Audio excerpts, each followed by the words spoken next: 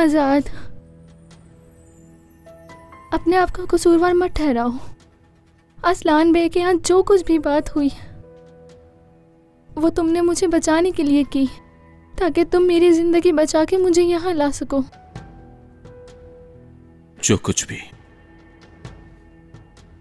मैंने वहां कहा वो सब बिल्कुल सच था एलिफ। मैं अपने अल्फाज पर अमल करने की पूरी कोशिश करूंगा। जरूरत नहीं है इन सब की। तुम मुझे गलत मत समझना, लेकिन ये सच है। दिल से कोशिश करूंगा मैं तुम पर कोई जबरदस्ती नहीं करना चाहती, और ना ही मैं पूरी जिंदगी के लिए खामोश रह सकती हूँ।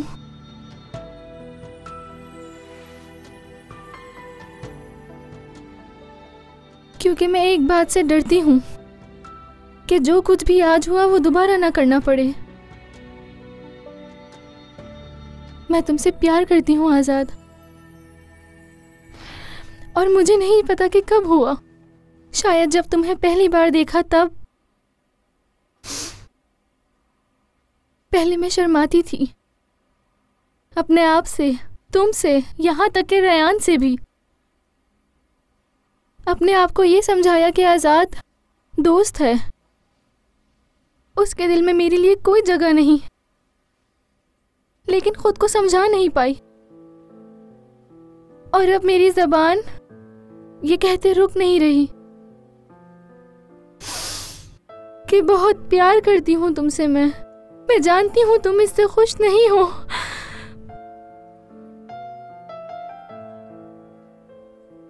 और ये भी जानती हूँ कि तुम्हारा दिल किसी और के लिए धड़कता है। प्लीज अपने दिल की बात सुनो, मेरी नहीं।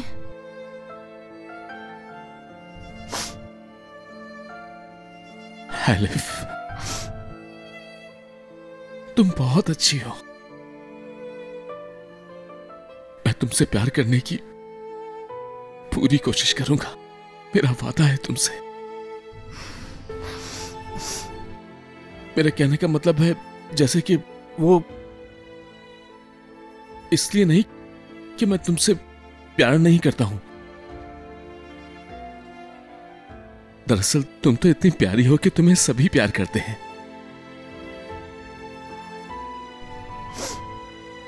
तुम्हें लगेगा कि शायद मेरी अम्मी तुमसे प्यार नहीं करती, लेकिन ये सिर्फ इसलिए कि वो तुम्हें मेरे लिए खतरा समझती है।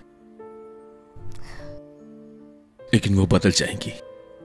खिजर अंकल और आंटी, जब उनकी शादी हुई थी तो वो दोनों उस वक्त एक दूसरे से मोहब्बत नहीं करते थे, लेकिन वक्त के साथ साथ उन दोनों के दरमियान मोहब्बत हो गई।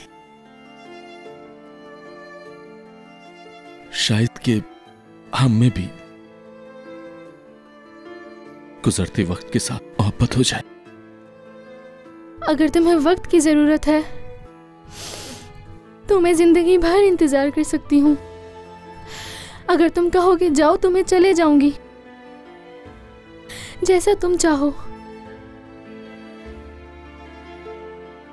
मैं पूरी कोशिश करूंगा एलिफ, अगर तुम भी ऐसा ही चाहती हो तो।